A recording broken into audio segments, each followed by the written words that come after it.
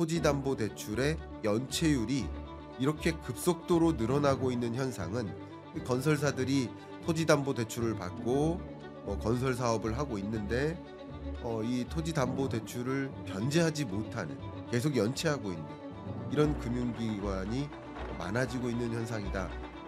그러니까 이제 건설사도 부실하고 건설사의 부실이 금융부실로도 연결될 수 있겠죠. 결국은 연체액이 있는 이금융권이 위험한데, 이금융권 중에서도 상호금융과 저축은행이 위험하고 그중에서도 저축은행이 더 위험하겠다라는 것을 먼저 초두에 진단을 해볼 수 있을 것 같습니다. 저축은행 보세요. 심각하게 총자산이 감소했습니다. 근데 자영업의 100만 폐업이라는 표현, 항상 그 폐업이라는 것은 대출과 관련된다, 부채와 관련된다라고 말씀을 드렸고, 부채를 상환하지 못할 때 비자발적 폐업을 하게 된다. 전체 차주 중에서는 취약 차주가 7%인데 자영업자 차주 중에서는 취약 자영업자가 13.7%나 된다. 굉장히 심각한 거죠. 절대적으로 많은 비중이 자영업자의 가계부채 문제로 우리는 집중해 볼 수 있겠다. 네, 여러분 안녕하세요. 부동산 PF발 금융부실을 진단하는데 부동산 PF 대출 잔액 추이가 보시는 것처럼 23년에 정점을 찍고 24년에 다소 감소했습니다. 물론 부동산 PF 대출 잔액이 줄어든 것이 긍정적인 것도 있고 부정적인 요소도 있습니다만, 부동산 PF 대출 잔액이 더 늘었다라고 한다면 위험이 고조됐다 이렇게 볼 수 있겠지만, 어쨌든 부동산 PF 대출 잔액이 23년에 비해서는 줄었다라고 한다면 부실 기업들, 부실 공사들 이런 것들이 상당 부분 구조조정됐다 이렇게 해석해 볼 수 있겠죠. 그런 면에서는 다소 그 위험의 고점을 이미 지난 것이 아닌가 하는 생각도 들 수 있겠습니다. 그런데 중요한 것은 보시는 것처럼 연체율입니다. 연체율이 23년에도 2.7%를 기록했고 24년에 3.42%를 기록하면서 오히려 연체율은 치솟았습니다. 이 부분을 놓고 많은 전문가분들 또 많은 언론들은 역대 정점이라고, 연간 기준으로 봤을 때 정점이라고 하면서 부동산 PF 대출 잔액이 감소한 부분은 굳이 주목하지 않으면서 연체율이 23년보다 24년에 늘었기 때문에 사실 부실한 대상군이 구조조정됐다기보다는 어쩌면 사업이 이행되고 부채를 상환하고 부실만 더 남았다, 부실한 기업들, 부실한 공사들만 더 남아있는 거 아니냐라고 이제 의견을 주고 계시더라고요. 그 부분에 대해서는 제가 아무 문제 없다고 말씀드린 게 아니라 금융위기 안 온다, 금융부실 없다 이런 뜻이 아니라 정말 그렇게 해석하는 것이 맞는지 이 데이터를 분기별로 쪼개보겠습니다. 보시는 것처럼 23년 연간 기준의 연체율보다 다시 한번 앞으로 가보면 2.7, 3.42%는 23년 4분기 기준, 24년 4분기 기준입니다.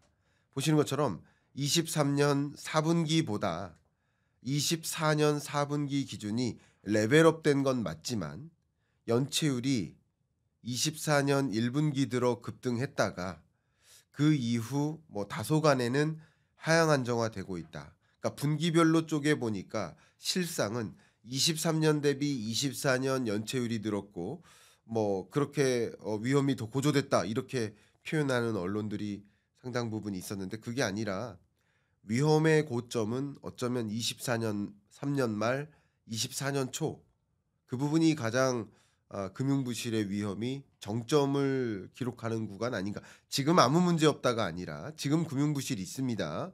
그러나 그 금융부실의 정점은 24년 1분기 혹은 23년 말 그 정도가 아닌가라는 생각을 합니다.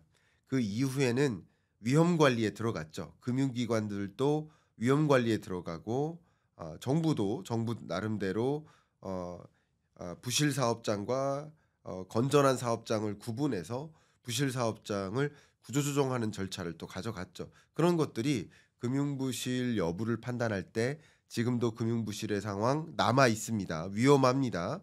그러나 굳이 그 가장 위험한 고점은 언제인가라고 라고 놓고 봤을 때 그냥 연간 그래프만 이렇게 보고서 지금이 고점이고 25년은 더 심각하다라고 이야기하기보다는 24년 1분기 정도가 정점이지 않았는가, 혹은 23년 4분기 정도, 요 정도가 정점이지 않았는가, 이렇게 생각하는 것이 보다 더 객관적이지 않나 생각해 봅니다. 더 구체적으로 말씀을 드려 보도록 하겠습니다.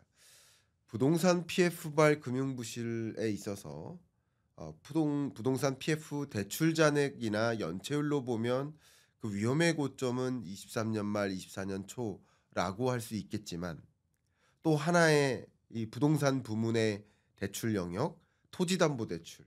그러니까 토지담보대출 같은 경우는 사실 24년 1분기보다 24년 4분기, 이 분기별로 봤을 때 연체율이 더 늘어나고 있는 현상을 볼 수 있습니다.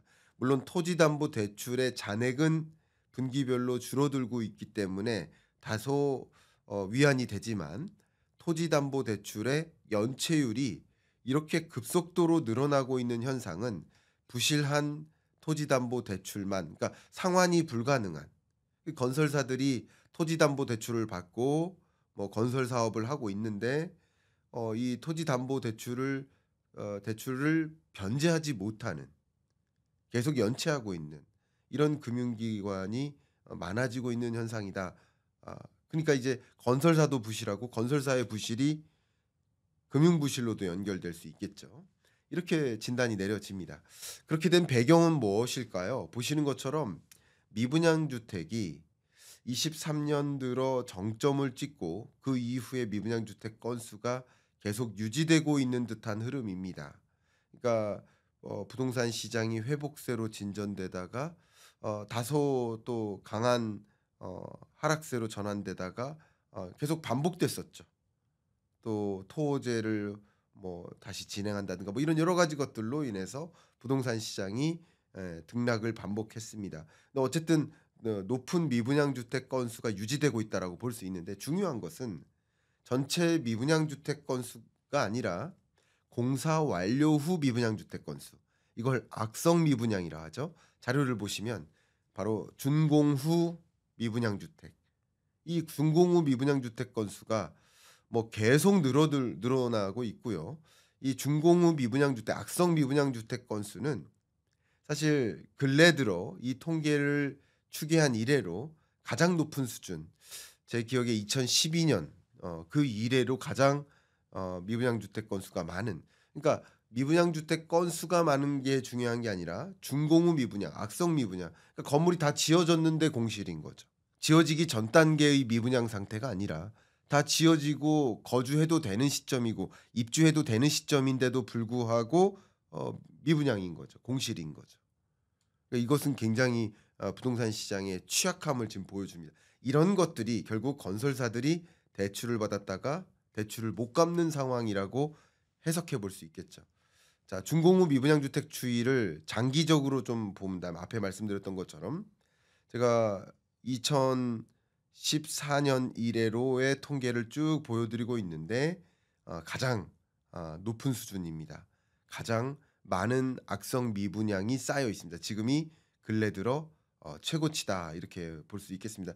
거의 10년 내, 11년 내 최고치다, 이렇게 볼 수 있겠죠. 그러니까 이러다 보니까 결국 분양이 돼야 대출을 상환을 할 텐데, 분양될 것으로 생각하고 돈 빌려다가 대출 받아다가 건설 사업했는데 돈을 못 받는 거죠, 건설사들이. 지금 그렇기 때문에 부동산 PF발 금융부실이 있는 겁니다. 근데 이 금융부실로 전이될 것인가, 그러니까 건설사의 부실이 금융사의 부실로 전이될 것인가, 이 부분이 중요합니다.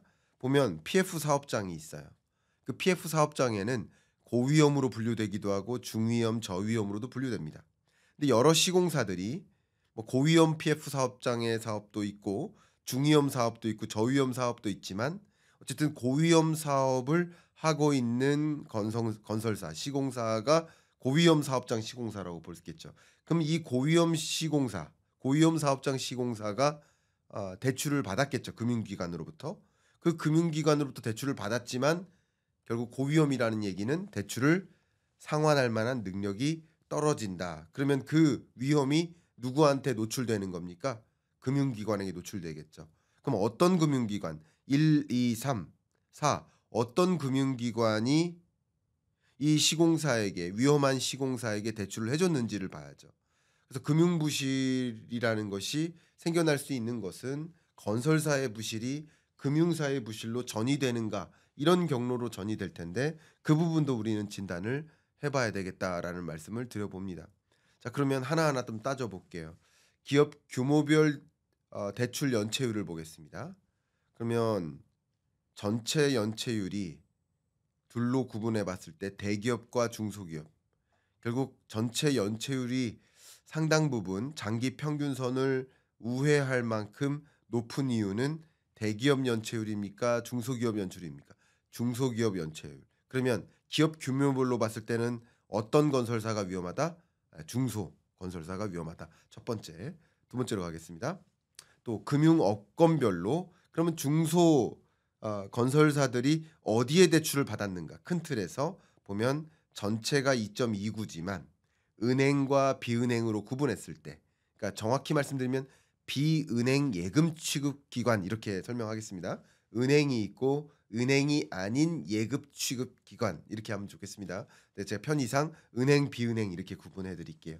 어쨌든 은행 비은행으로 구분했을 때 비은행 예금 취급 기관 결국은 중소건설사가 비은행 예금 취급 기관에게 대출을 받았기 때문에 이들이 위험하다라고 지금 방향성을 찾는 거예요.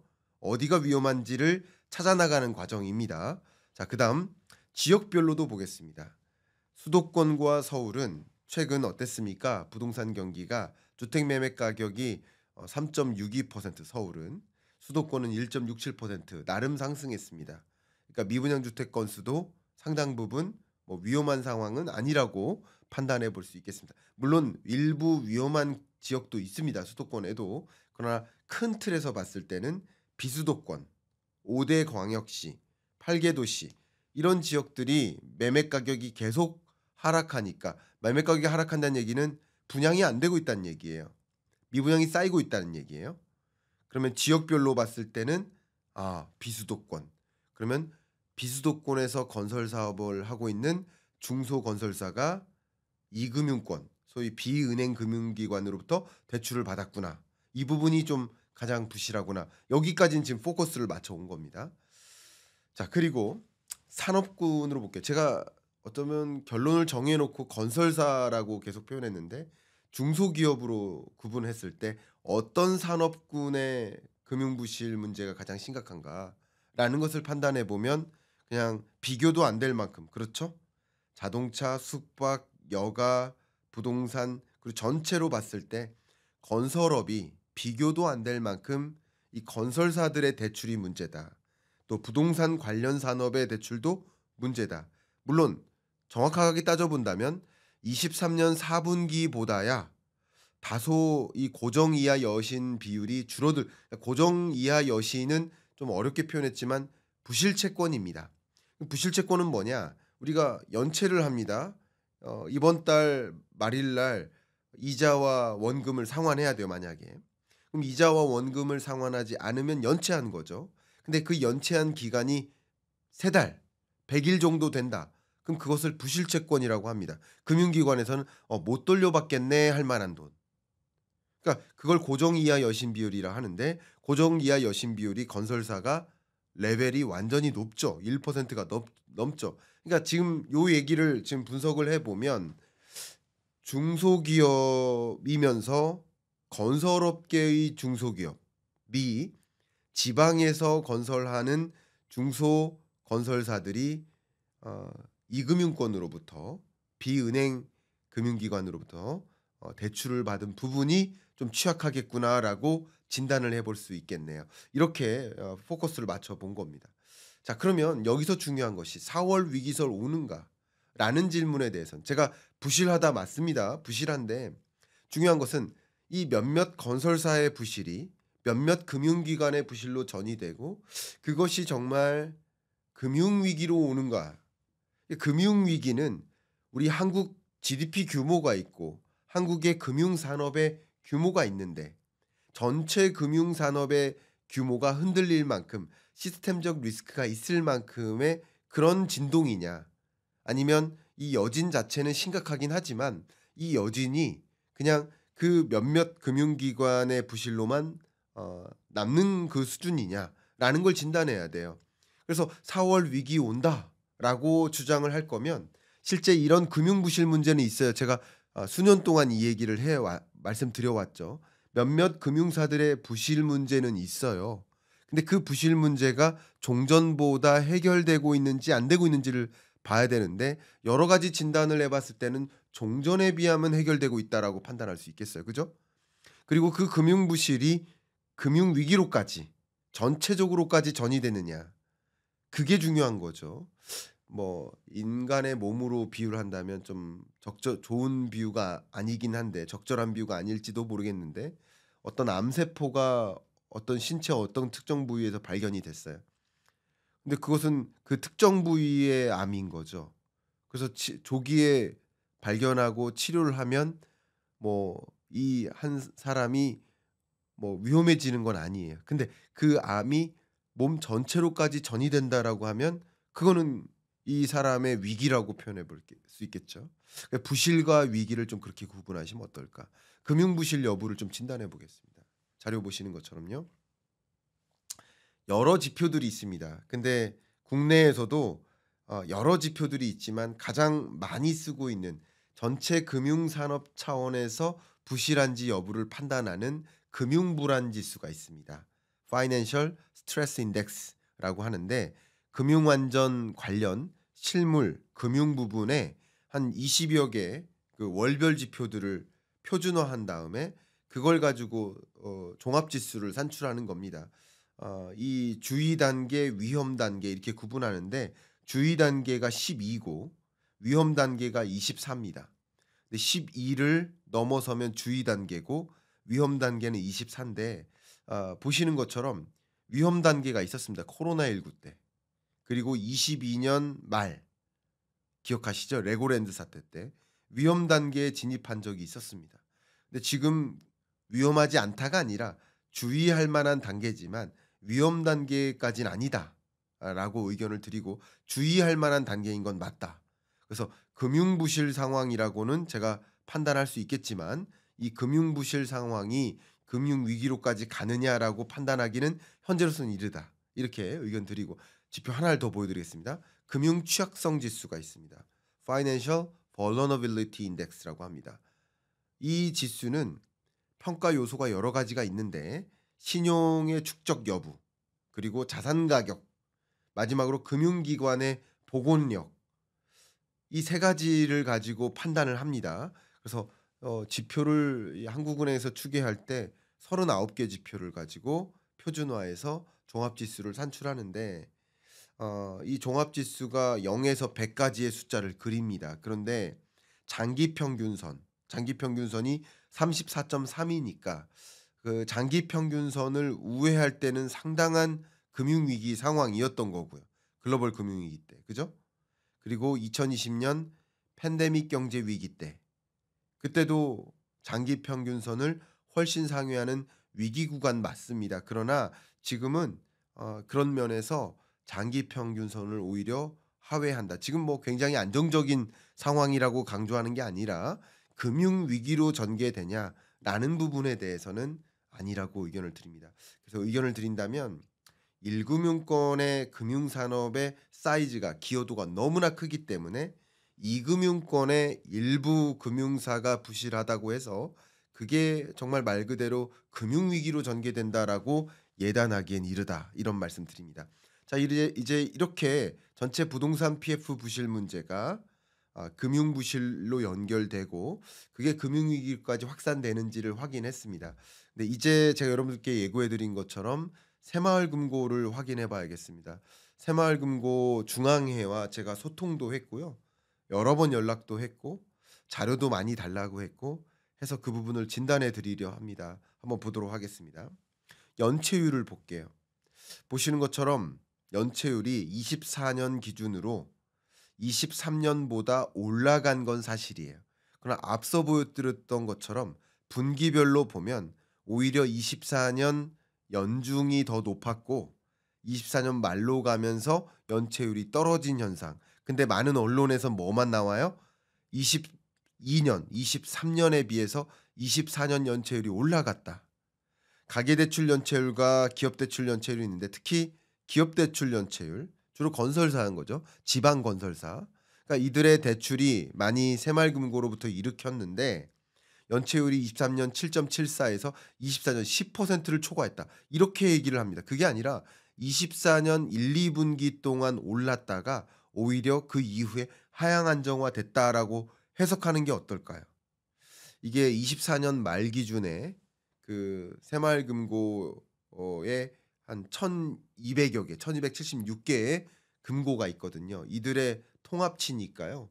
그런 면에서 새마을금고의 자산 건전성을 진단할 때 제가 아무 문제 없다가 아닙니다. 아무 문제 없다가 아니라 문제 있어요. 굉장히 위험해요. 그러나 그 위험이 더 고조되는 것이 아니라 이미 정점을 찍고 좀 내려오고 있다. 이게 객관적인 진단 아닌가 의견을 드려보고 싶습니다. 자, 순자본 비율 현황을 보면 최소 규제 비율이 4%인데요. 4%대라는 최소 규제 비율 대비 높은 수준을 유지하고 있습니다. 보면 순자본 비율이 22년 말에 8.56, 23년 말에 8.6, 24년 말 8.25로 높을수록 좋은 건데 이 값이 23년 말보다는 떨어져서 순자본 비율이 좀 조정됐다. 연체율은 올라갔고 순자본 비율은 떨어졌다. 이렇게 얘기하는데 사실은 떨어졌어도 최소 규제 비율을 훨씬 초과하는 수준에 맴돌고 있기 때문에 이걸 갖고 위험하다고 판단해서는 절대 안 되고요.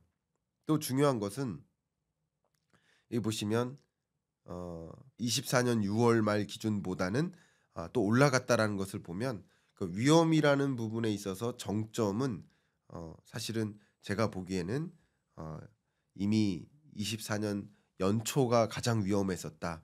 그때부터 본격적으로 부실 건설사들을 조정하고 구조 조정하고 또 금융기관들도 적극적으로 그 연체율이 높거나 하는 그런 대상 기업들을 어 조정하고 채무 조정하고 또 대손 충당금을 확보하기 위한 노력들을 굉장히 많이 했습니다. 그런 면에서 새마을금고의 자산 건전성을 진단했을 때 위험한 거 맞다. 그러나 더 위험해졌다라기보다는 위험의 정점을 지나고 있다라고 저는 해석 의견을 드리겠습니다.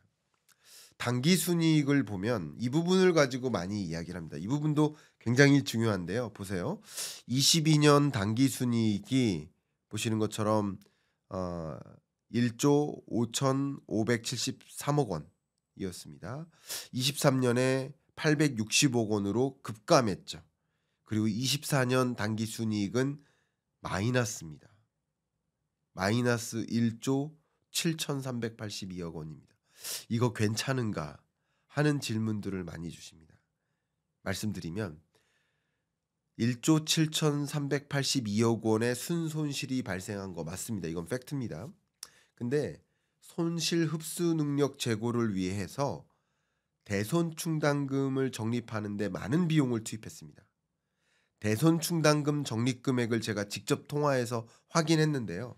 23년 말이 보시는 것처럼 5조 4,558억 원에서 24년 말 7조 205억 원으로 24년 말 기준 1조 5,647억 원가량의 대손 충당금에 추가 적립을 했습니다. 그러니까 이게 뭐냐면 물론 행안부의 관리 관할이지만 우리나라의 금융부실 문제가 금융위기로 전이되지 않도록 통제하기 위해서 많은 금융기관에게 가이드라인을 줬어요. 대손 충당금을 더 적립하라. 그래서 뱅크런 같은 것들이 일어났을 때 저축액만큼을 충분히 돌려줄 수 있도록 충당해라. 그래서 이익이 중요한 것이 아니다. 그러니까 그냥 단순히 이익이 감소한 것만 놓고 보면 새마을금고 무너질 것 같죠. 그게 아니라 대손 충당금 확보를 위해서 많은 부분 지출하면서 단기 순이익이 감소세로 전환됐다라는 것이 더 중요한 팩트입니다. 금융기관의 대응인 거예요. 위기 관리한 거예요, 이게. 이게 위기 관리라는 거예요. 그 연체율도 떨어지고 그리고 앞에 말씀드렸던 순자본 비율도 올라가고 24년 연초보다요. 그리고 당기순이익이 줄어든 건 대손충당금 적립을 위한 것이고요. 대손충당금 적립 현황을 제가 보여드리겠습니다. 20년 대손충당금 적립금 누적액이죠. 2조 8천억 원 가량이었다가 24년에는 7조 정도 됐고요. 순증이 1조 6천억 원 가량 됩니다. 그러니까 이 노란색이 매년 이만큼씩 대손충당금을 적립하고 있다. 결국 적립해서 대손충당금 적립금이 7조 가량 됐다. 그리고 제가 좀 어려운 질문이지만 좀 꼬치꼬치 물었습니다. 새마을금고 중앙회에 25년의 계획은 어느 정도냐 이렇게 제가 여쭸거든요. 25년에는 대손충당금 적립을 2조 가량 하겠다라고 이야기했습니다. 2조 가량 할 의지가 있다. 그래서 대손충당금 규모가 한 9조 가량 될 것이다. 25년 말에. 이것은 제가 이렇게 사실 숫자를 얘기할 만큼의 공식적인 표현은 아닙니다. 그러나 새마을금고 중앙회의 그 해당 기획실의 의견입니다. 그래서 이건 참조만 하시고 이게 무조건 맞다라는 것이 아니라 객관적으로 판단했을 때 부동산 PF 부실 문제가 있고 그게 금융부실한 상황으로 연결됐고 그러나 그 금융부실의 정도는 24년 연초가 오히려 정점이었고 지금 그거보다는 나아지고 있다. 지금 경제가 좋다는 뜻이 아니라 어려운 경제 맞아요. 그러나 금융부실이 전이되고 있다기보다는 금융기관들이 얼마나 영민하게 대응하는데요. 그 위험을 이 금융부실로 우리 금융기관이 떠안지 않도록 하는 조치들을 적극적으로 마련해서 예를 들어서 부실 사업장이나 건설사라고 한다면 대출도 안 해줄 만큼 대응을 하고 있거든요. 그러니까 그냥 금융기관 걱정하지 마시라. 제가 이런 말씀 드릴게요. 그래서 제가 재작년에도 작년에도 그런 말씀 드렸는데 새마을금고 되게 불안한 그 뉴스들이 많이 나오는데 그럼 나 새마을금고에 저축했던 돈 빼는 게 낫습니까? 빼면 확정이자를 잃습니다. 왜 확정이자를 잃죠? 확정이자를 포기하고 원금만 찾아오는 그런 개념이잖아요. 그게 좋은 접근일까요? 새마을금고가 만약에 도산해서 그리고 그것이 만약에 뱅크런으로 발생하고 그리고 돈을 내가 저축했던 금액을 돌려받지 못한 물론 돌려받기 위한 정부 차원에서의 조치들도 있지만 새마을금고가 대손충당금 등을 확보해서 돌려줄 수 있을 만큼의 능력을 갖춰나가고 있는데 그리고 새마을금고의 부실 문제가 뭐 굉장히 위험할 만큼 돈을 찾을 만큼 위험한 것은 아닌데 위험하지 않다는 것이 아니라 돈을 찾을 것인가 말 것인가라는 의사결정에 있어서는 굳이 확정이자를 포기할 만큼 돈을 찾아야 되는 것인가 하는 오히려 문제 제기를 좀 하면서 의견을 마무리하면 어떨까 생각입니다. 저축은행이 2년 동안 1조 가까운 손실을 기록하고 있습니다. 연체율로 보면 근래 9년간 최고치를 기록하고 있습니다. 저축은행이 흔들리고 있습니다. 이렇게 저축은행, 이금융권 흔들리고 있는 배경이 무엇이고 그것으로 인해서 정말 그 위기가 우리 한국 경제를 덮어버릴 것인지 금융위기 올 것인지 이런 질문들 정말 많이 갖고 계시거든요. 그 부분에 대해서 제가 분석을 해서 말씀드려보도록 하겠습니다. 자료 보도록 하겠습니다. 먼저 미분양주택 추이를 보도록 하겠습니다. 여기 보시면 수도권과 비수도권을 구분했는데요. 유독 비수도권의 미분양주택 건수가 상당히 많죠. 자, 이게 왜 많다 이렇게 할 수 있냐 한다면 인구를 보면 수도권 인구 반, 그러니까 쉽게만 말씀드리면 수도권 인구 반, 비수도권 인구 반인데 근데 비수도권에는 그냥 눈으로 보기에도 미분양 주택이 절대적으로 많다라는 측면에서 비수도권의 미분양 주택 문제가 좀 심각하구나라는 것을 먼저 확인하실 수 있겠죠. 절대적으로도 많지만 말이죠. 더 중요한 것은 여기 그림자 색깔로 그려놓은 회색과 좀 짙은 회색이 있는데 이 짙은 회색이 준공후 미분양입니다. 그러니까 전체 미분양 중에서 일부는 준공후 미분양이거든요. 공사 완료 후 미분양, 악성 미분양이라고 하죠. 이 악성 미분양이 여러분 길을 걷는데 저 아파트 다 지었는데 근데 저기 다 공실이야. 이런 게 다 악성 미분양이에요. 준공 후 미분양이 정말 심각해요. 준공 전에는 미분양 상태가 있을 수도 있는 거죠.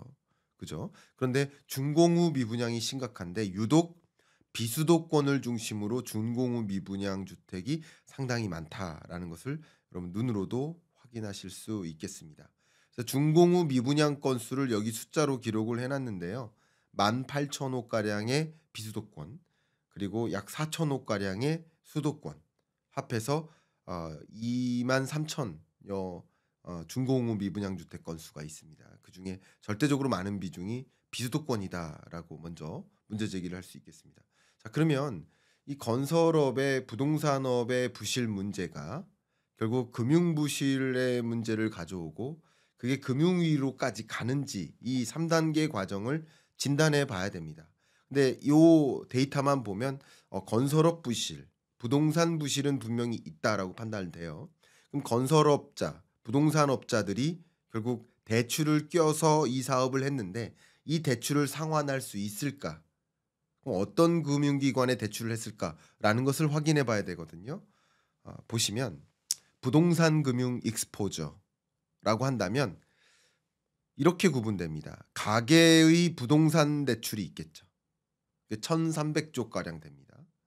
그리고 일반 기업의 부동산 담보 대출이 있습니다. 694조 원. 건설업자가 아니라 예를 들어서 일반 제조업체인데 그 제조업체가 가지고 있는 부동산이 있단 말이에요. 그 법인이 갖고 있는 뭐 예를 들어서 사무실, 그렇죠? 오피스, 땅 이런 걸 담보로 대출받을 수 있잖아요. 그것도 이제 부동산 관련 대출이죠. 왜냐하면 제조사일지라도 이 부동산 가격이 떨어지거나 아니면 제조업체가 구조조정하거나 정리되거나 특히 트럼프발 이 관세 전쟁의 여파로 많은 기업들이 우후죽순 미국으로 특히 완제품 제조사 대기업들이 미국에 위치하려는 준비를 하고 있는데 그러다 보면 국내에 있는 앞단에 있는 공급업체들 같이 부실해지거든요. 그러니까 이런 것들이 결국은 부동산 관련 대출이기 때문에 건설사가 아니라 하더라도 부동산 금융 익스포저에 들어갑니다. 근데 더 중요한 것은 부동산 업종 혹은 건설 업종의 기업 대출, 건설사가 대출 받은 것들 그게 또 상당 부분 되죠. 600조 가량 됩니다. 그리고 부동산 PF 대출이 있습니다. 나 부동산 PF 대출 좀 일으킬게요. 이건 뭐예요? 나 이런 공사를 하는데 이거 공사 완료 후 분양되면 돈 갚을게요. 그러니까 지금 돈 빌려주세요. 분양되면 그때 돈 드리면 되잖아. 이게 부동산 PF 대출이거든요. 프로젝트 파이낸싱. 근데 이게 분양이 안 되면 어떻게 돼요? 못 갚는 거죠. 그게 187조 가량 됩니다. 물론 이 부분에는 중복된 것들이 있겠죠. 그걸 차감하면 132조 가량 되는데 결과적으로는 부동산 관련 대출에는 2조 680조 정도 된다. 이렇게 먼저 정리하고요. 부동산 관련 대출도 있지만 부동산 관련 보증도 있어요. 그게 1,064조 가량 됩니다. 또 금융투자 상품으로 보면 375조 가량이 또 부동산 관련 금융투자 상품입니다. 결국 이 부동산 관련 이 익스포저 하면 관련 대출 2조 6천억 원만 해당되는 게 아니라 보증 1,000조 원 그리고 금융투자 상품 뭐 370조 원 요 정도까지 다 포함해야 된다라는 말씀드리고 그러면 대략 4조 가량 된다. 4천조 가량 된다. 이 4천조 가량의 부동산 금융 익스포저가 있다라는 거 상당한 규모죠. 자, 그런데 이것이 결국 건설사의 부실, 부동산 업의 부실, 대규모 미분양 주택 건수의 적체 이런 것들이 돈을 못 갚는 일, 보증을 섰지만 이 보증자마저 부실해지는 이런 일이 전이될 수 있겠죠. 그런 부분들을 지금부터 진단을 해야겠는데 부동산 금융 익스포저 앞에 말씀드렸던 것처럼 부동산 관련 대출도 늘어났고 부동산 관련 보증도 늘어나고 있고 금융투자 상품도 늘어나고 있어요.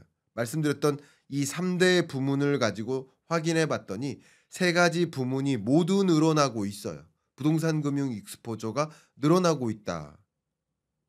근데 금융 부실 우려가 있는 금융사가 누구냐 이걸 봐야 되거든요. 전체 예를 들어 특히 은행들이 위험한가? 아니면 은행이 아닌 비은행 예금 취급 기관들이 위험한가? 상호금융이나 저축은행이나 이들이 위험한가? 이렇게 어디가 위험한지를 봐야 됩니다. 그런데 비은행 예금 취급 기관, 그러니까 은행이 있고 비은행 예금 취급 기관이 있는데 주로 이금융권을 가리키죠. 이 이금융권의 고정이하 여신 비율을 보면 고정이하 여신 비율의 개념은 자, 여러분들도 이제 대출을 했는데 만약에 연체를 해요. 근데 연체를 하는 것은 한 달 정도 됐는데 원금과 이자를 상환해야 되는 날이 됐어요. 근데 원금과 이자를 상환해야 되는 날이 지나면 연체죠. 근데 그 연체가 3번 반복되면 대략 세 달, 100일 정도 연체가 지속되면 그것은 금융사 입장에선 '야 이거는 굉장히 위험한 대출이구나. 돌려받지 못할 수도 있겠구나.'라고 판단하는 대출. 그걸 부실채권이라고 합니다. 그걸 다른 말로 고정이하 여신 비율이라고 합니다. 그 고정이하 여신 비율로 봤을 때 여신 규모도 상당 부분 23년 말 24년 3 분기까지 늘어났고 그죠? PF 고정이하 여신도 늘어났고 고정이하 여신 전체도 늘어났죠. 그러니까 고정이하 여신도 늘어났는데 그중에 PF 성격의 고정이하 여신도 굉장히 강하게 늘어났죠. 그리고 고정이하 여신 비율, 그러니까 고정이하 여신 중 여신이 전체 대출에서 차지하는 비중. 금융사가 예를 들어서 1 0 0만 원을 빌려줬는데 1 0 0만 원 100 명한테 만 원씩 빌려줬는데 예를 들어서 6 명이 부실채권이에요.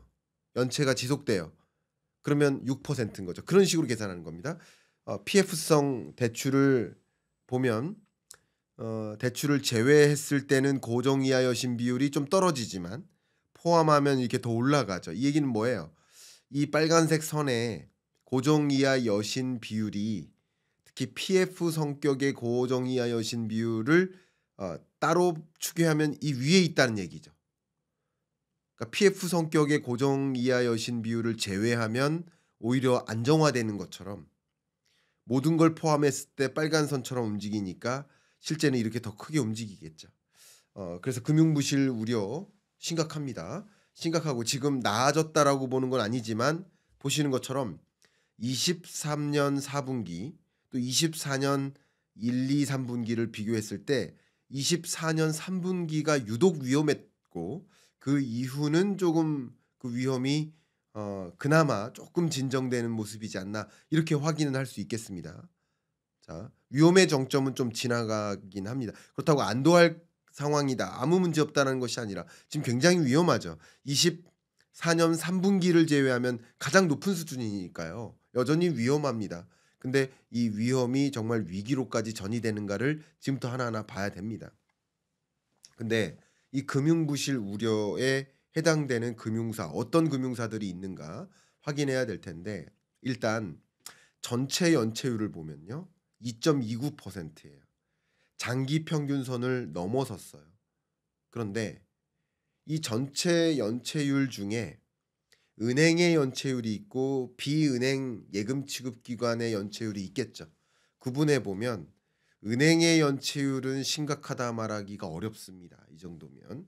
그러니까 통상 연체라는 것은 발생한다는 거죠. 뭐 저도 가끔 실수로 연체를 할 수 있지 않겠습니까? 여러분들도 실수로라도 연체할 수 있지 않겠습니까? 그런 것들도 20년에도 실수로 연체하는 것도 있고 22년에도 있고 24년에도 있으니까 그런 것들이 그냥 시장 평균선이라고 생각해 봤을 때 지금 은행권의 연체율이 심각해졌다라고 평가하기는 어렵습니다. 근데 비은행 예금 취급 기관의 연체율은 상당히 높은 수준이죠. 물론 3 분기보다는 떨어졌지만 25년 1 분기 들어서 더 올라갈지 어떻게 압니까? 근데 여러 가지 경제 여건을 보세요. 25년 1 분기.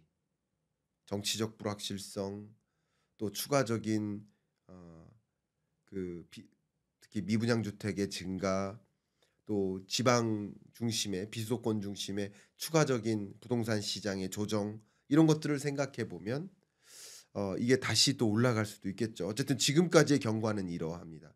그 금융 부실 우려의 금융사를 봤을 때 은행이 아니라 비은행으로 우리 초점을 맞춰야겠다. 먼저 이금융권으로 초점을 맞춰야겠다. 여기까지는 온 겁니다. 그다음에 비은행 중에서도 보시면 은행, 증권, 보험, 저축은행, 여전, 상호금융 이렇게 여러 가지가 있는데 은행의 PF 대출 잔액은 상대적으로 안전해 보입니다. 상대적으로. 근데 은행은 연체율이 낮다라고 했잖아요.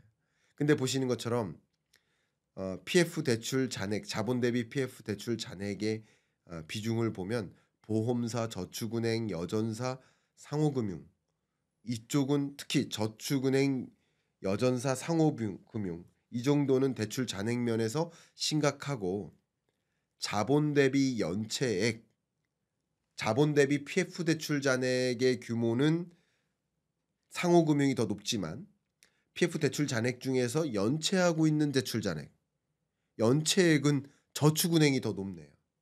자, 그러면 이 중에서도 은행이 아닌 보세요. 은행은 연체액이 없어요. 대출 잔액이 있다 하더라도 초록색 연체액이 없어요. 그러니까 결국은 연체액이 있는 이금융권이 위험한데 이금융권 중에서도 상호금융과 저축은행이 위험하고 그중에서도 저축은행이 더 위험하겠다라는 것을 먼저 초두에 진단을 해볼 수 있을 것 같습니다. 더 나아가 보겠습니다.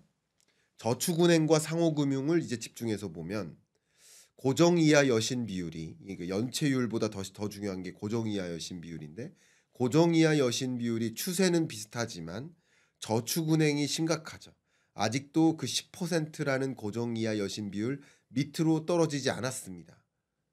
25년 1분기에 더 어려워졌다라고 가정한다면 저축은행의 금융부실 문제는 뭐 가볍지 않다, 심각하다라고 말씀드릴 수 있겠네요. 상호금융도 안전하다고 말씀드린 건 아닙니다. 그런데 저축은행이 더 큰 심각한 문제 상황에 놓여 있다라고 볼 수 있겠습니다. 그다음 증권사, 보험사, 여전사도 살짝 보면요. 이 저축은행과 상호금융보다도 레벨이 훨씬 낮습니다. 고정이하 여신 비율 자체가. 그리고 앞에 말씀드렸던 것처럼 증권사, 보험사, 여전사는 그 부동산 PF 대출 잔액이라는 규모 면에서 큰 그러니까 이 금융 부실, 이 금융사의 부실로는 나타날 수 있지만 이게 금융 위기를 가져올 만큼 전체 금융 산업의 규모를 흔들 만큼의 규모냐? 그러니까 그건 아니라는 것을 말씀드리는 거예요. 그래서 지금까지의 초점은 어디에 둬야 된다? 저축은행에 초점을 둬야 된다. 그리고 상호금융에 두 번째 초점을 둬야 된다. 상대적으로 증권사, 보험사, 여전사 문제 없다고 말씀드리는 것은 아니지만 초점은 아니다. 이렇게 의견을 드리겠습니다. 자, 그러면 이 중에서 총 자산 증가율도 보도록 하겠습니다. 저축은행 보세요. 심각하게 총 자산이 감소했습니다. 저축은행이 총 자산이 감소했고 상호금융은 총 자산이 감소하진 않았습니다. 3.2%로 증가했습니다. 그러나 저축은행은 총 자산 규모도 줄었습니다. 더 구체적으로 데이터를 본 다음에 설명을 드리도록 하겠습니다. 증권사, 보험사, 여전사는 역시 총 자산이 증가했습니다. 그럼 이렇게 비교해 본다면 역시 총 자산 증가율로 봤을 때 문제는 주로 이 저축은행에 쏠려 있구나라는 것을 다시 한번 확인할 수 있을 것 같습니다. 그다음 지역별로 또 이 저축은행과 상호금융을 집중해 보도록 하겠습니다. 근데 전체 23년과 24년 동안의 이 고정이하 여신 비율을 보면 저축은행이 7.2에서 10.2로 올라갔어요. 근데 수도권과 지방을 구분했을 때 지방의 경우 7.5에서 12.2%로 훨씬 크게 올라갔다. 그리고 그 기울기가 가파르게 올라갔다. 상호금융 같은 경우 보세요. 빨강색 전체가 3.3에서 5.1로 올라갔다. 고정이하 여신 비율이 올라갔으니까 불안한 거 맞다. 그리고 수도권도 불안해진 거 맞다. 그리고 지방은 더 불안하다. 맞아요. 그러나 기울기를 봤을 때 유독 지방을 중심으로 늘어난 건 아니에요. 근데 저축은행의 경우 지방 건설사, 지방 중소 건설사에게 좀 부실한 건설사임에도 불구하고 지속적으로 대출을 해 줌으로써 위험 관리에 아 나서지 않는 그런 움직임을 통해서 고위험 고수익 투자를 했다라고 볼 수 있겠죠. 근데 너무나 과하게 위험한데도 계속 대출을 진행해 줬고 결과적으로는 대출을 상환받지 못할 건설사 들이 많이 포함되어 있다라는 점에서 금융 부실 우려가 저축은행에 특히 지방 건설사에게 대출해 준 저축은행들의 그 위험이 집중되고 있구나라고 확인할 수 있겠네요. 또 구체적으로 본다면 지역별로 저축은행과 상호금융의 고정이하 여신 비율대별 비중을 보겠습니다. 이 보시면 고정이하 여신 비율이 0%에서 8% 수준은 유독 수도권이 많아요. 근데 중요한 것은 이 주황색, 회색이 많을수록 위험한 거예요. 근데 지방의 경우 8%에서 16%가량의 고정이하 여신 비율이 있는 경우, 그리고 16%를 초과하는 금융기관의 고정이하 여신 비율이 상당히 많이 포진되어 있다. 상호금융 같은 경우도 지방이 수도권은 상당 부분 안전해 보이네요. 그죠? 지방의 경우에는 그래도 조금 더 수도권보다는 위험하다고 확인됩니다만 유독 어디가 가장 위험하냐? 예, 지방 저축은행, 지방 건설사, 지방 중소건설사에게 대출해 준 저축은행들이 가장 위험하다라는 여러 각도의 분석을 통해서 확인이 됩니다. 그죠? 자, 그러면 어떤 저축은행 중에 어떤 저축은행들이 위험한가라는 것을 좀 확인해 봐야 될 텐데요. 영업 손익이 이렇게 나와 있습니다. 단기 순이익이 있고요. 단기 순이익 기준으로 보면 2023년에 보시는 것처럼 5천억 원, 5,700억 원, 그리고 24년에도 단기 순이익의 손실, 세모는 마이너스입니다. 이게 역시 3,974억 원. 두 개를 합하면 2년 동안 1조 가량의 손실이 발생한 거죠. 그러니까 저축은행들이 굉장히 어렵다라는 것을 확인할 수 있고 손익마저 대출을 상환받지 못하고 하다 보니까 상당한 손실을 입고 있다.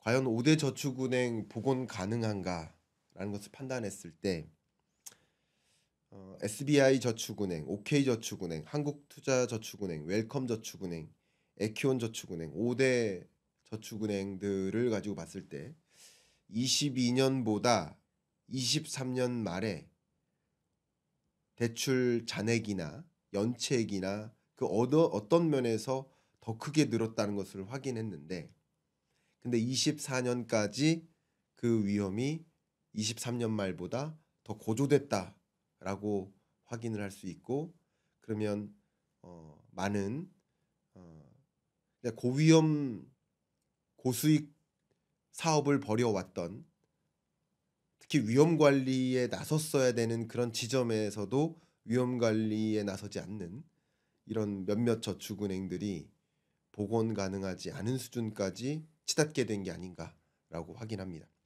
다만 여기서 제가 한 가지 더 의견을 드린다면, 지금의 이 부실 문제는 부동산 발 금융 부실 문제가 있고, 그 금융 부실의 온상은 주로 저축은행이라고 확인이 되고, 저축은행 중에서도 몇몇 저축은행들이 많이 위험한 상황이라고 볼 수 있겠는데, 예를 들면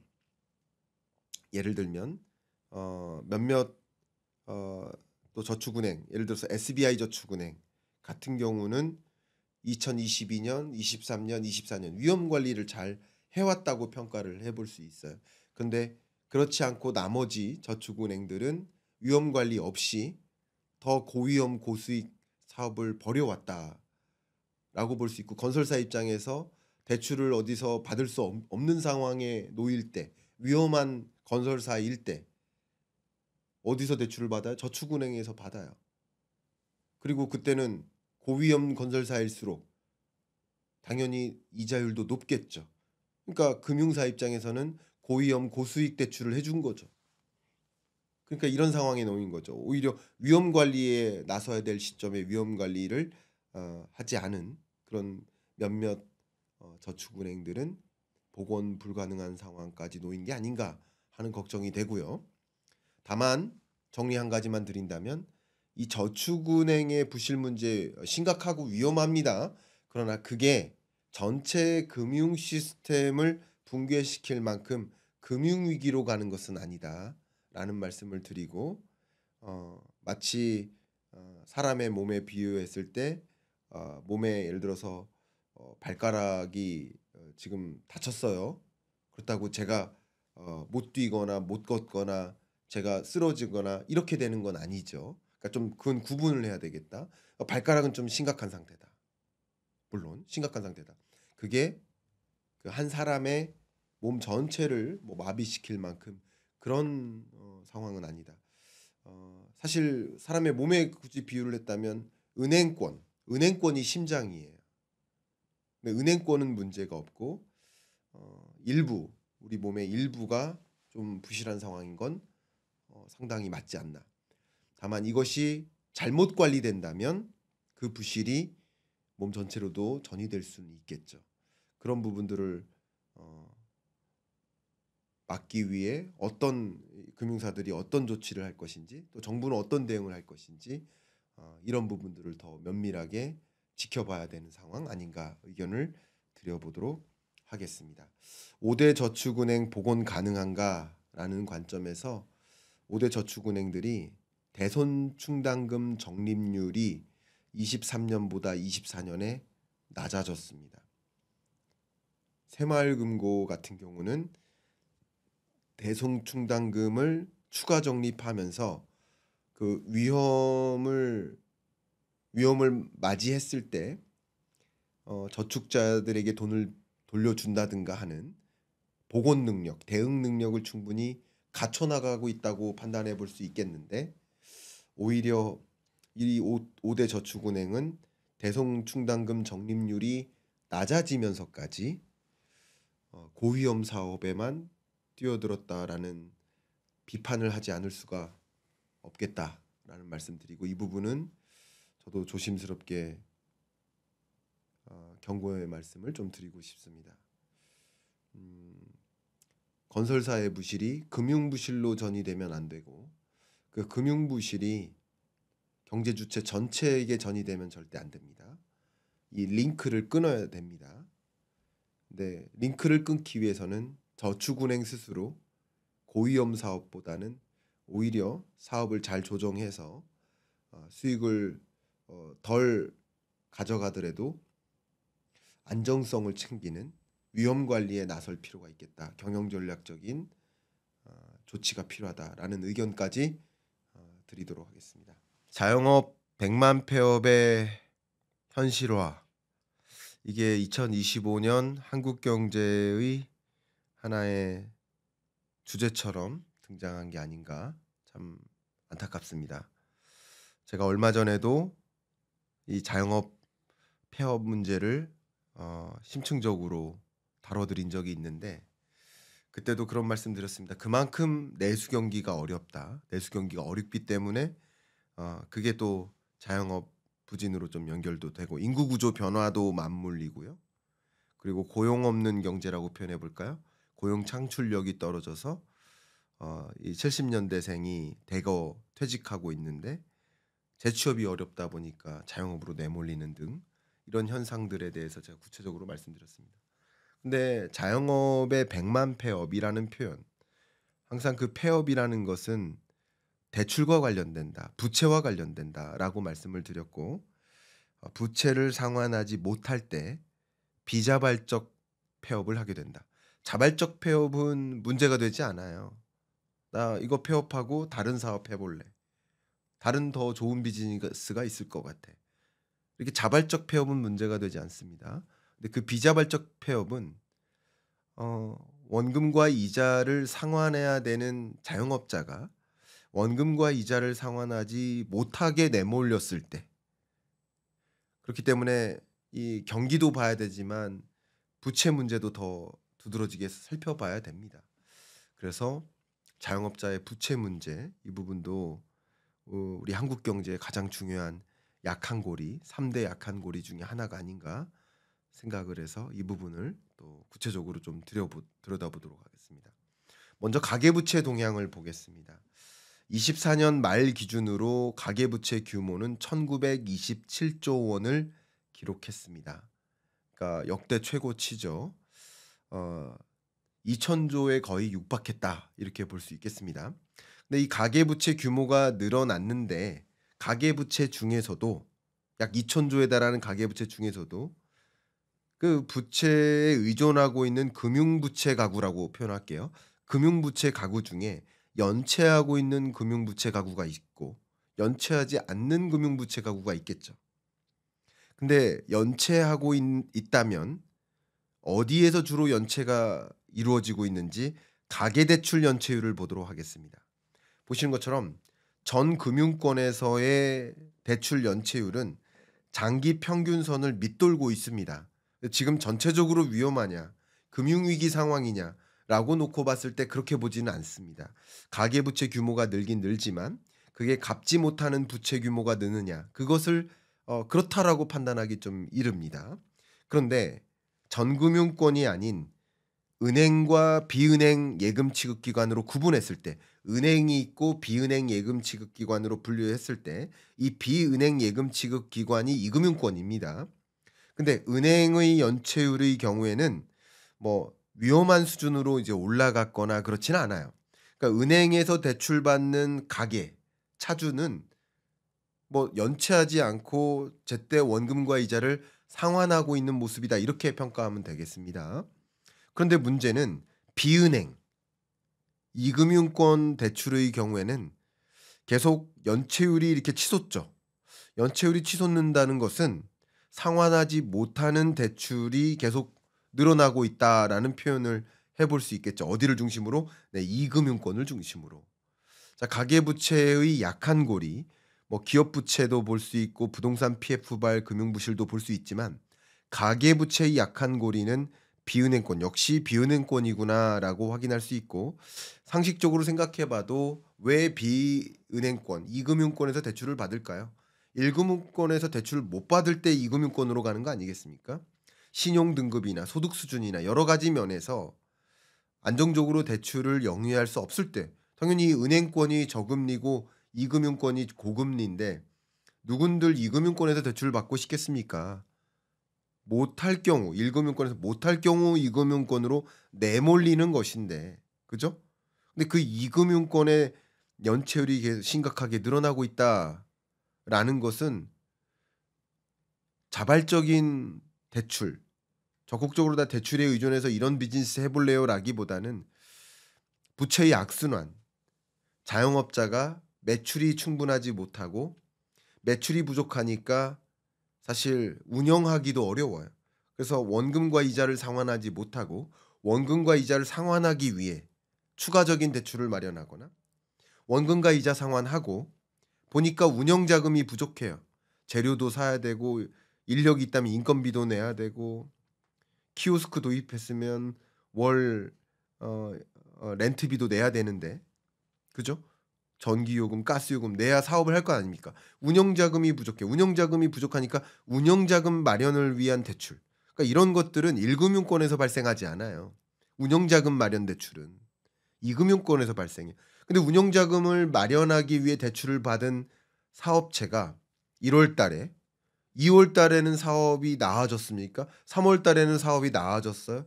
4월에는 나아졌어요? 나아지지 않으니까 추가적으로 또 대출받고 또 대출받는 부채의 악순환인 거죠. 가계부채의 약한 고리, 특히 이금융권에서 발생하고 있다, 이렇게 먼저 요약을 해보고요. 중요한 개념을 지금부터 말씀드리겠습니다.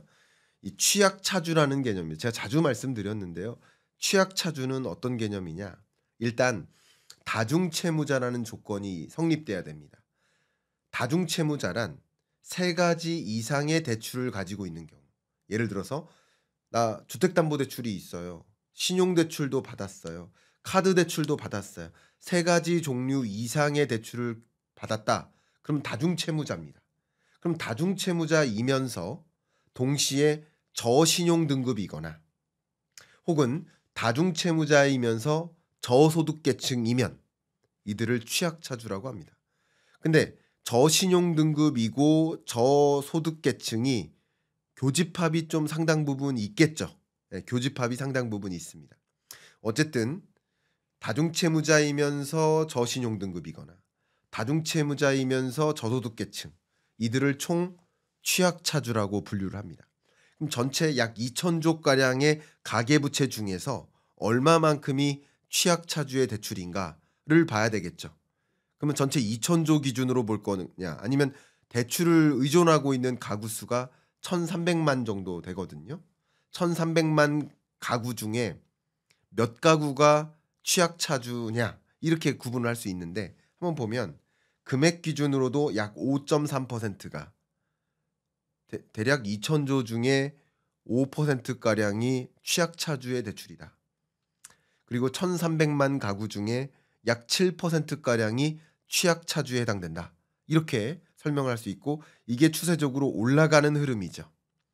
특히 여기서 한 가지 인사이트가 뭐냐면 이 금액 기준으로는 강하게 올라가지 않는데 차주수 중심으로 많이 늘어나고 있다는 것은 점점 더 많은 차주들이 많은 가게가 조금씩 대출을 더 받고 있다는 뜻이에요. 그게 뭐예요? 주로 급전이라는 표현을 쓰잖아요. 긴급 대출인 거예요. 운영자금이 부족하니까 급하니까 이금융권에 대출 받는 거예요. 이금융권에서 급하게 대출받은 차주가 연체할 가능성이 더 높죠. 예, 그게 악순환인 겁니다. 이 취약차주 중에서도 잠재 취약차주라는 개념이 있는데 제가 잠재 취약차주에 대해서는 설명을 안 드렸어요. 근데 취약차주보다 좀 광의의 취약차주다라고 정의를 할게요. 말씀드려보면 일단 다중채무자이면서 저신용등급은 아니고 중신용등급이거나 다중채무자이면서 중소득계층이면 잠재 취약차주에 들어갑니다. 또 한 가지 분류는 이중채무자이면서 세 개가 아니라 두 개의 대출을 갖고 있다. 이중채무자이면서 저소득계층이거나 이중채무자이면서 저신용등급이면 역시 잠재 취약차주에 해당됩니다. 그러니까 이 잠재 취약차주가 취약차주가 될 수 있다. 곧 취약차주가 될 것 같아. 그러니까 취약차주의 분류 기준 안에 들어갈 잠재적인 차주가 또 있다라는 거예요. 그들까지 보면 이 경기가 악화되고 그러면 더 잠재 취약차주가 취약차주로 전락될 수 있겠죠. 보시면 차주수로 봤을 때 17.6%에 달하고 이게 추세적으로 계속 올라가고 있죠. 24년 4분기까지. 근데 25년 1분기는 더 늘어나겠죠. 잠재 취약차주가 늘어나고 있다. 그러면 이 전체 차주 중에 17.6%가 잠재적으로 취약차주인데 이 중에 또 상당 비중이 어찌어찌 경기가 악화되고 기업이 도산하고 구조조정이 일어나고 많은 자영업자들이 폐업하는 여정에서 추가적으로 취약차주가 급격히 늘어날 소지도 있겠구나. 이게 가계부채의 약한 골입니다. 굳이 정리를 한다면 2천조 가량의 가계부채가 뭐 터지거나 하는 뭐 그런 금융부실 금융위기가 오는 것이 아니라 그중에서 5% 가량의 이 취약차주의 대출 문제, 부채 문제를 더 면밀하게 얼마나 부실한지를 관리할 필요성이 있겠다. 어디가 문제인지를 알아야 되잖아요. 그렇죠? 어디가 문제인지를 알아야죠. 그냥 여기가 문제예요 이렇게 하면 됩니까? 예를 들어서 뭐 적군이 침투를 해요. 서울입니다. 서울에 적군이 침투했어요. 그러면 어디가 문제인지 모르고 어떻게 대응해요? 병력은 한계가 있는데. 근데 유독 보니까 서울 지역에서도 여의도 예를 들어서 양화대교 인근에 북한군이 진입했습니다. 이거 다시 할게요. 예를 들어서 여의도 그 양화대교 인근에 적군이 진입했습니다. 라고 하면 더 어디가 문제인지 알고 어디에 병력을 배치해야 될지를 알죠. 바로 그 얘기하는 겁니다. 가계부채 전체가 터질 것처럼 얘기하는 것이 아니라 언론은 그런 걸 좋아하죠. 그러면 안 됩니다. 2,000조가 마치 터질 것처럼. 그게 아니라 그중에서 어디가 정말 부실한지를 어디가 정말 약한 고리인지를 찾아 나가야 되는데 그래야 어디를 집중적으로 관리할지 그 대상을 찾고 집중적으로 관리할 수 있지 않겠습니까? 가계부채 대책이 마련될 수 있는 거 아니겠습니까? 그러니까 '가계부채가 문제다. 2,000조를 안 늘어나게 하자. 더 줄여 보자.' 그런 식으로 관리했다가는 더 이 풍선 효과라고 하잖아요. 대출을 제약합니다. 그냥 무작정 대출을 제약하다 보면 대출을 제약한다고 대출이 안 늘어나지 않아요. 대출이 필요한 차주가 '이 대출 없으면 나 쓰러져.' 하는 차주가 있는데 대출을 제약하면 대출을 제약한 1 금융권이 아닌 2 금융권, 4 금융으로까지 가잖아요. 더 위험해진다고요. 그러니까 이 가계부채의 문제가 그냥 2,000조의 문제다. 총량, 규모 면에서의 문제다라고 해 버리면 잘못된 정책이 나옵니다. 그게 아니라 가계부채 문제가 있다면 그중에 어디가 문제인지를 찾아야 어디가 터지는지를 찾아야 거기를 집중 관리하고 그 문제가 더 확산되지 않도록 대응하는 그게 가계부채 대책 아닙니까? 2,000조가 문제라고 보면 2,000조 전체가 2,000조에서 2,100조로 가지 않도록 총량적인 접근을 하는 것은 오히려 더 큰 문제를 야기할 수 있다라는 생각도 저는 하고 있습니다. 저의 지금의 주장, 이런 정책이 필요하다라는 이런 주장이 항상 맞다, 정답이다라는 것은 아닙니다.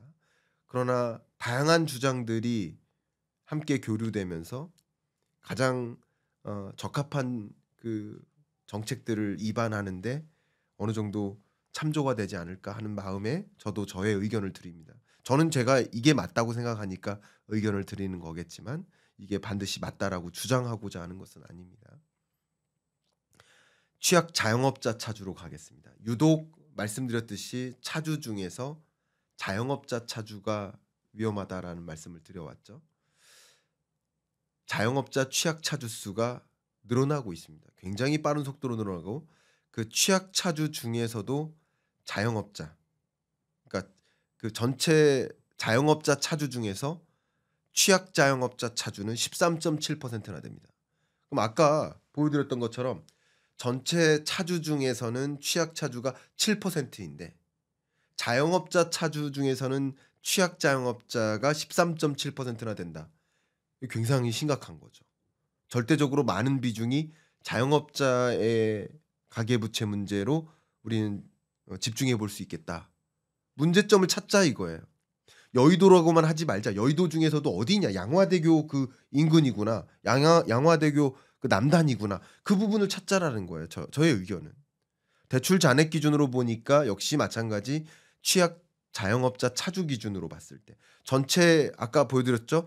전체 2,000조 가량의 부채 중에 가계부채 중에 5% 가량, 5.2% 가량이 취약 차주의 대출 규모인데, 그죠?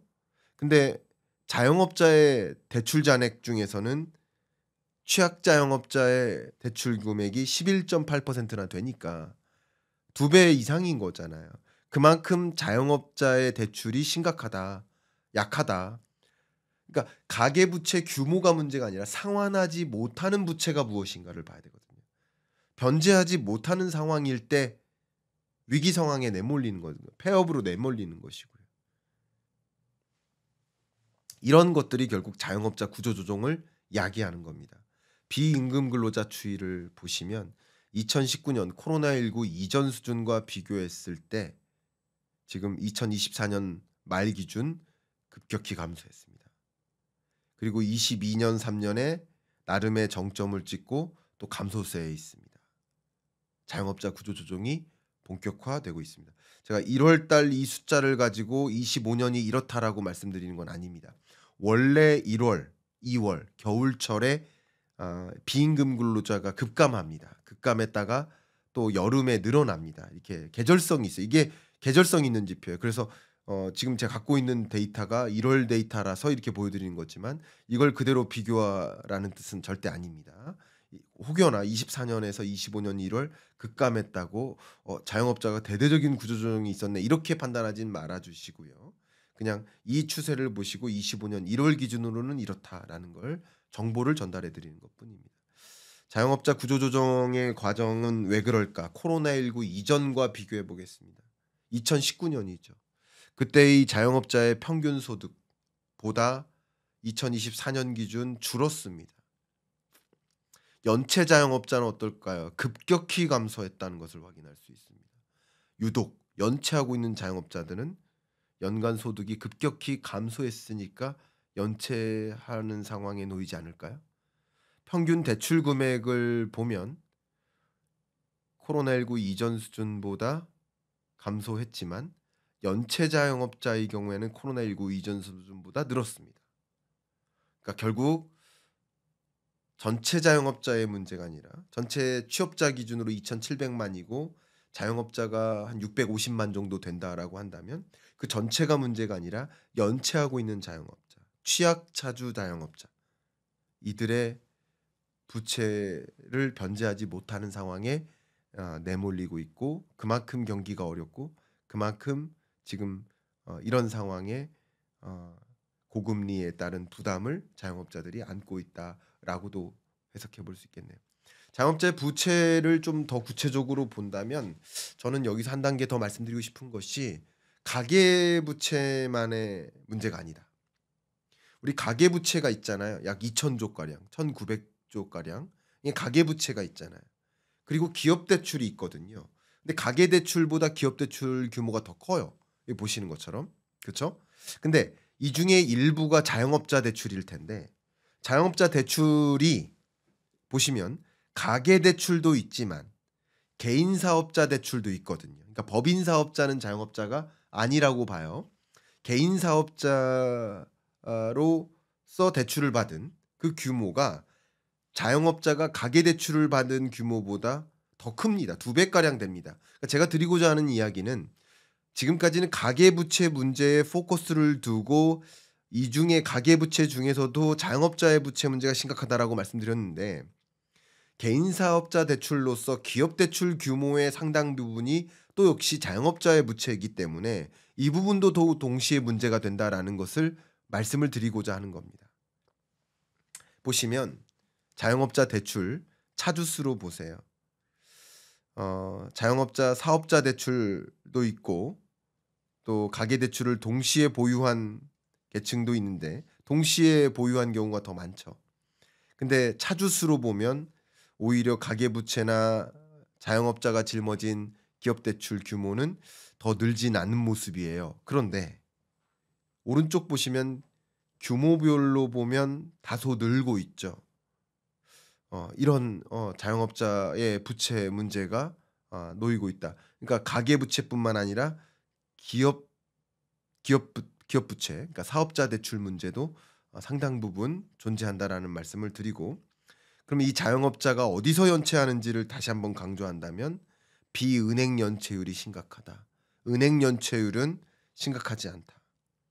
결국 특히 자영업자 중에서도 취약 자영업자, 그죠? 취약차주 자영업자 이들의 연체율이 심각하다라는 것을 다시 한번 강조하고 그러면 결과적으로는 취약차주 자영업자들이 비은행권, 이금융권에서 대출받고 있는 것들이 상당 부분 연체하고 있다. 이 부분을 강조하겠고 자영업자 부채 현황을 보면 대출 잔액 기준으로 봤을 때 연체 금액이 11조 가량 됩니다. 현재. 근데 은행권의 연체율은 그렇게 높지 않지만 상호저축은행, 여신전문, 보험, 상호금융과 같은 이런 비은행권의 대출 연체율이 상당히 높고 특히나 상호저축은행, 상호금융이 유독 높다. 결국 이런 금융권을 중심으로 자영업자의 부채 문제가 심각하고 자영업자들이 부채를 변제하지 못하는 그런 상황에 내몰려 있는 상황에서 일부 금융부실로도 연결될 수 있다라는 것을 강조하도록 하겠습니다. 이렇게 심각한 상황이고 가계부채 대책이든 또 기업부채 대책이든 자영업자 대책이든 또 금융부실 로 전이되지 않도록 금융부실이 금융위기로 전이되지 않도록 어디에 문제가 있는가를 좀 확인하고 또 금융위, 금감원, 한국은행 3대 금융섹터 정부 기관들이 어떻게 대응할지를 고민하는 데 오늘 이야기가 좀 참조가 되었으면 하는 마음 드립니다. 참 심각한 말씀을 드리면서 저도 내내 웃을 수 없는 그런 표정으로 말씀을 드렸습니다. 그만큼 우리 한국 경제가 여러 가지 면에서 어렵다, 부실하다 이렇게 평가가 내려집니다. 여러분들이 이렇게 불안한 국면일 때 나는 어떻게 대응해야 될까? 재테크적인 측면도 여러 가지 면에서 고민이 많이 되실 겁니다. 그래서 제가 이 유튜브로는 충분히 이 정보를 실시간으로 교류하는데 한계가 있다고 느끼시는 여러분들께 오피셜 클럽을 런칭했고 이 오피셜 클럽을 통해서 매일 여러분들과 소통하고 또 오피셜 클럽을 통해서 매주 줌 강의를 하고 있고 또 매월 오프라인 특강도 하고 있습니다.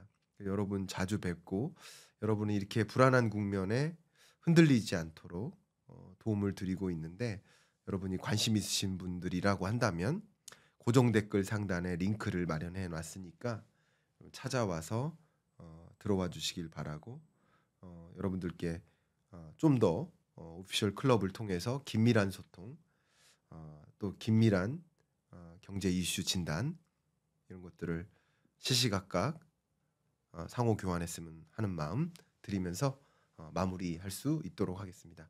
감사합니다.